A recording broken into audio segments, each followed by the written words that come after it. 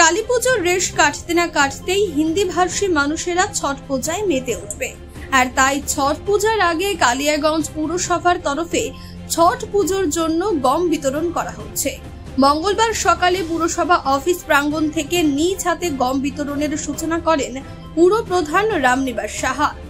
আজ থেকে 3 দিন পর এলাকার 17টি ওয়ার্ডের ছট ব্রতী এবং দুস্থ পরিবার মিলিয়ে প্রায় 13,000 বাসিন্দার হাতে 5 কেজি করে গম তুলে দেওয়া হবে কালিয়াগঞ্জ পুরসভার থেকেই, এমনটাই জানান পুর প্রধান রামনিবাস সাহা।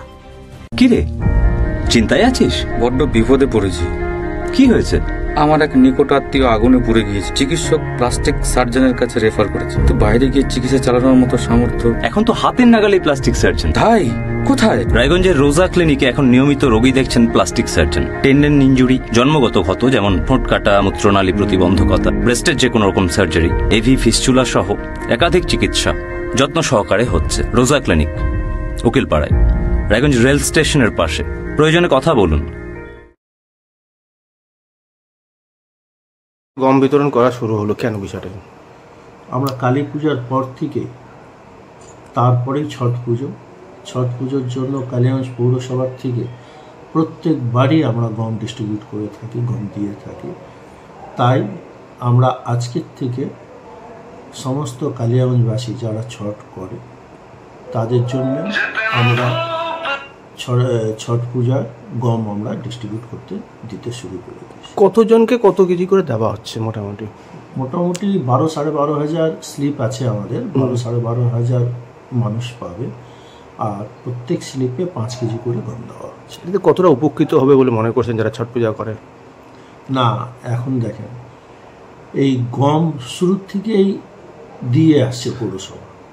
আমরা পরিমাণে একটু বেশি দিচ্ছি মানুষকে। আর আগে রেশনেও কিন্তু গম পাওয়া যেত, এখন রেশনে আটা পাওয়া যায়। যারা ছট করে তারা কিন্তু গম ধুয়ে বাছে পরিষ্কার করে নিয়ম নিষ্ঠা মাফিক ওনারা গমটাকে আটায় পরিণত করে ওই পুজোর কাজে লাগান। তাই গম নেওয়াটা খুব টাফ হয়ে যায় অনেকের ক্ষেত্রে।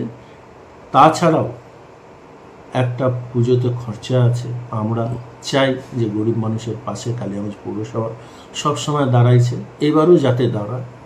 তাই আমরা এই গম ডিস্ট্রিবিউট করার চেষ্টা করি, আর মানুষ উপকৃত হয়।